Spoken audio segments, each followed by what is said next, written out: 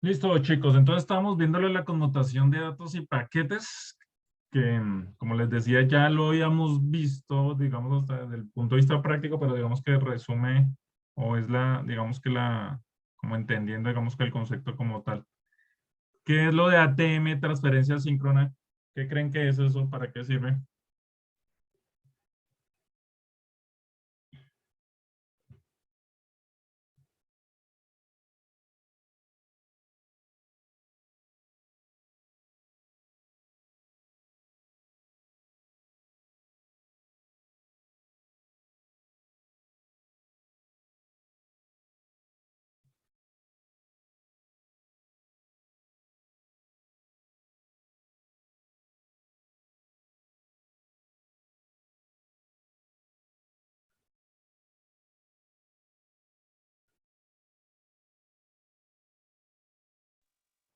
¿Un administrador remoto?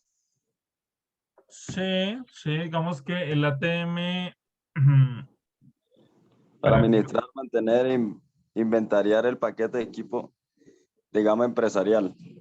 es que esta era una alternativa a Internet. O sea, por ejemplo, los bancos hace muchos años funcionaban con este tipo de tecnologías antes del mismo Internet. O sea, cuando hablamos, nosotros pensamos que, pues, que todo ya existía, no, todo ha ido evolucionando. Esta es otra forma de transmisión de paquetes que, digamos que creo que ya se está dejando de utilizar, no creo que lo utilicen mucho, pero necesitaba dos equipos casi para hacer la conexión punto a punto y enviaba todos los paquetes de voz, datos, digamos que en el mismo canal. Es muy parecido, digamos que a los protocolos y paquetes, pero no es el mismo TCP/IP, ¿sí? De por sí que creo que por acá debe mencionar que eso lo utilizaba más, eso, sí, mire, ¿se acuerdan lo que vimos ese tipo de conexión REXI que era como otro tipo de conexión? Este es también este era como el software que se utilizaba para hacer esa transmisión. O sea, se necesitaba un modem especial que enviara, un modem especial que recibiera. Y esto, cuando hablamos de este tipo, era como el modelo de conexión. No tenía como el modelo, sí que cada uno protocolo y puertos, sino todo, digamos que iba como en la misma voz, datos, lo que fuera, lo enviaban en el mismo canal. Obviamente a nivel de software, digamos que presentaba, digamos que la forma de filtrarlo. Digamos que toda la red funcionaba con este tipo de protocolos, entre comillas, o sea, porque es que de por sí que los protocolos no existían como tal, ¿sí? Entonces digamos que era como una de las formas en que empezaba a transmitir. Entonces funcionaban como las llamadas telefónicas mientras estaba activa la llamada, digamos que se hacía el proceso, el modem, el conmutado de datos, ¿sí? Y si se termina la llamada, pues digamos que desaparecía. Digamos que, bueno, qué riesgo, digamos que dice, bueno, pues por internet pasa lo mismo. No, lo que pasa es que eso tenía como una secuencia y si se perdía la conexión tocaba volver a iniciar para pasar los datos. O sea, no es que llegó el medio video, volvió a internet y siguió descargando. Doy un ejemplo, sino tocaría volver a empezar la sincronización de datos. Entonces, por ejemplo, en los bancos eso era muy dispendioso porque, digamos, si estaban transmitiendo transacciones o ese tipo de cosas, Entonces, sí tenían como eso que ser exactamente cuando terminaran, no cuando estaban por la mitad. Entonces, por ejemplo, muchos en los 80s y en comienzos de los 90s, antes del, digamos que del Internet, muchos bancos tenían casi un servidor por sede y, y tenían como esas transacciones. Entonces, por eso es que mucha gente tenía que ir a la sede donde tenía su cuenta bancaria porque ahí estaba el saldo y eso. Y sí se centralizaba, pero no era en tiempo real, sino por las tardes o cada cierto tiempo realizaban esos procesos de centralizado. Entonces, de condensación de información. Entonces, eso, digamos que eso obviamente, digamos que, porque eso pasó de papel digamos que a sistemas informáticos y lo de tiempo real, digamos que eso fue ya como finales de los 90 y comienzos de los 2000 que ya empezaron a hacerse globales todo este tipo de aplicaciones. Pues gracias a porque pues en realidad pues disminuía los costos porque siempre se pudo hacer, pero imagínate, lograr hacer este tipo de conexión con una red especial, con eso, no solo con la central, sino con otras sedes, ¿sí? Entonces, digamos que era dispendioso. Entonces, hasta había modelos como en los bancos que usted hasta para consignar a otra ciudad, hay un modelo que llamaba consignación nacional, que porque para afectar el saldo se demoraba hasta 3 días, como si fuera, o sea, porque era mucha la información que tenía que transferir, ¿cierto? Entonces, todo esto que lo vemos ya y se nos hace parte del paisaje y eso pues requiere toda esta infraestructura. Eso es interesante, busquen la definición, léanla, pero básicamente trata de eso. No es como una alternativa al modelo, sí, obviamente no existía nada de eso, sí, pero que permitía transmitir datos, no en la misma cantidad, no digamos que era casi puro texto, sí, pero durante muchos años y sobre todo para ese tipo de negocios, por eso hablaba algo empresarial, porque pues era lo último en tecnología antes de que apareciera Internet. Entonces, acá podemos, por ejemplo, entender algo de la importancia de Internet. Em, la transmisión de datos existía en los 80s, eso, pero era muy costosa. Y lo que hicieron los creadores de Internet o los que propagaron o los que eso fue flexibilizar tanto en hardware y software para que cualquier persona lo pudiera hacer. Y eso fue, digamos que algo bastante revolucionario que no se menciona mucho y que se da por sentado. Pero era eso, o sea, antes para que de pronto, si esto lo hubieran privatizado, imagínense el hardware y software para hacer eso y lo poco eficiente que era. Entonces, la creación de Internet, del TCP/IP, todo eso son muchas horas de trabajo y alguien lo había podido patentar y venderlo. Y lo que hicieron ellos, no, veamos lo que sea accesible porque esto va a ser una verdadera revolución. Y a veces damos por sentado muchas cosas que no lo vemos. Aquí lo podemos ver, esta era una de las metodologías de transmisión de datos. Obviamente era privada, que era muy parecido a la de Redsi, que yo les decía que era como el modem de esa época a nivel empresarial, pero era muy costoso porque era un hardware especial, ¿sí? Y ese hardware pues tenía un software especial que eran como este ATM, que era como un concepto básico para lograr la comunicación. Y lo que hizo Internet, pues lideraron entre comillas eso, trabajaron en esos protocolos y pues ya todos conocemos lo que ha pasado, pues también con sus deficiencias de seguridad, pues porque pues, se pretendiera transmitir datos para todo el mundo, digamos que nunca se pensó en videos, en Facebook, en gaticos, en todas esas cosas que ya han ido ni metaversos, ni nada de esas cosas que se han ido ahí, se han ido desarrollando. Bueno, preguntas.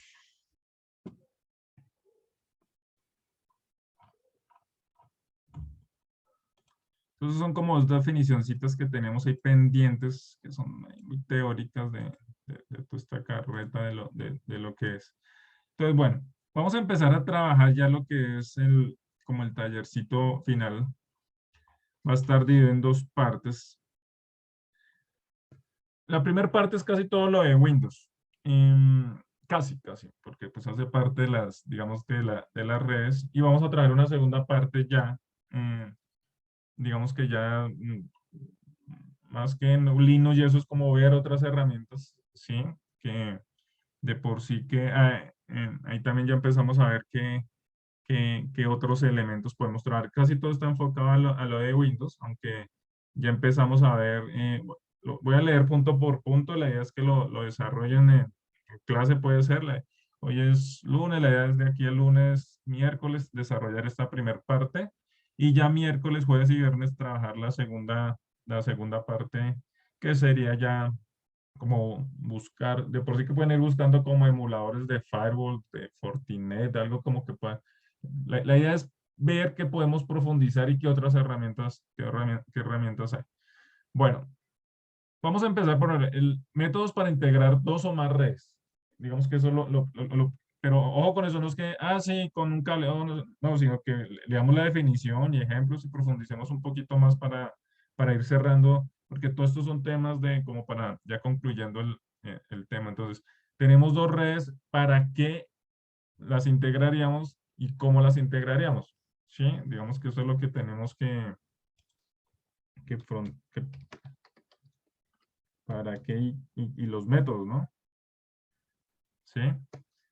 Entonces tenemos dos redes LAN, dos empresas. ¿Por qué necesitaríamos integrarlas? Sí, que son dos sedes y necesitamos integrarlas. Bueno, listo. ¿Y qué métodos utilizamos? ¿Sí? Sí, si hay una sede en Medellín y otra acá, o acá en la misma cuadra o en el mismo edificio. Bueno, eso quiero que digamos que ustedes también como profundicen. ¿Qué parámetros se pueden asegurar en una red con un firewall? Esto es general, ¿sí? Pero que este es el segundo punto, que es ya enfocado hacia a lo que vamos a ir trabajando en la segunda parte. ¿Qué opciones puedo asegurar el firewall? Puertos, software, ¿para qué más me sirve? ¿O solo sirve para eso? ¿Sí? Eh, Entonces, digamos, ¿qué parámetros se pueden asegurar cuando hablamos de asegurar? Estamos hablando de seguridad, bloquear, configurar, mejorar, ¿sí? Entonces, digamos que tiene que ver con toda esta parte de la seguridad. Entonces, pues ya por ahí habíamos visto la definición de firewall. Acá es como profundizar, empezar a profundizar, que es lo que vamos a estar haciendo esta semana. ¿Qué va con el siguiente punto? ¿Qué otras herramientas se pueden utilizar para asegurar una red? ¿Sí? Que era lo que les decía al comienzo. El concepto de firewall, digamos que convergen muchas cosas, hay muchas otras herramientas. Entonces, que busquen, bueno, para hacer una red necesitamos este otro software, o el firewall puede trabajar con no sé qué, o dentro del firewall están estas utilidades, ¿sí? Entonces, digamos que, por ejemplo, hay el Fortinet ofrece que es uno de los ejemplos, ¿sí? Que por ahí hemos hablado en varias clases, tiene un poco de utilidades. Entonces, ¿qué son esas utilidades que podríamos llegar a buscar otras herramientas, ¿no? Bueno, digamos que estos tres puntos son como la parte introductoria de lo que vamos a ver esta semana. Cuarto punto, ¿cuál es el firewall por defecto de Windows? Sí, entonces, ¿cuál es? ¿Cómo se llama? ¿Qué versiones? Profundizar, no solo me coloquen el nombre y nada, la idea es por eso que vamos a estar trabajando en clase y que vayamos como mirando qué se puede llegar a hacer. ¿Qué puedo bloquear o configurar en el firewall de Windows? Vamos a empezar por ahí, que se puede bloquear algo, no solo está por defecto configurado. Listo. ¿Qué alternativas hay para el firewall de Windows? O sea, buscar otras herramientas que las hay, cuánto pueden costar, para qué sirven, por qué alguien compraría un firewall de pronto. Pues casi siempre cuando estamos hablando de Windows, recuerden que hay dos niveles, uno a nivel de red o también a nivel de computador. Exploren esos dos áreas. O sea, yo como usuario, ¿por qué compraría un firewall para mi computador? O no es necesario miremos los reviews, si es, no, el de Windows es relativamente bueno o es el mejor, no sé, eso es lo que podemos mirar. Y entonces a nivel de redes de Windows, si habrá también otro o es el mismo o ya toca comprar otra herramienta. Acá ya hablando de Windows, ¿qué es bloqueo parental? ¿Cómo puedo hacer un bloqueo parental a nivel de computador? ¿Cómo puedo hacer un bloqueo parental a nivel de red? ¿Sí? Entonces averigüen esto. Y acá finalizar, hacer una tabla comparativa de 3 firewalls para Windows, precios y características en una tablita. Entonces, el de Windows, que creo que debe ser el primero, es Son Alarm, no sé, ustedes buscan, ¿sí? y cuánto puede valer y cuáles son las características, como para hacer como una conclusión de lo que supuestamente hayan desarrollado acá. Entonces recuerdo que esto es para trabajar en clase, de aquí al miércoles, el miércoles ya veremos como la segunda parte para trabajar miércoles, jueves y viernes. De hecho, hoy y mañana trabajar esto y miércoles, jueves y trabajar como la parte final que está relacionada con esto. Es algo parecido vamos a hacer con los firewalls ya en general, que plataformas vayan buscando de pronto emuladores y ese, para ver qué se puede llegar a hacer. ¿Preguntas?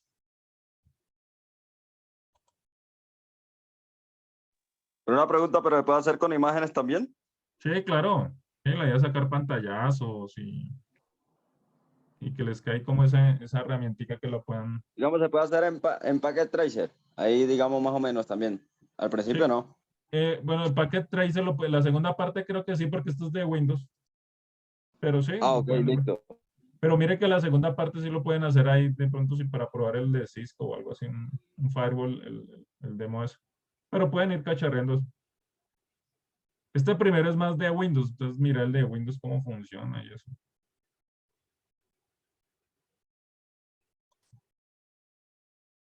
Ya les envío el tallercito.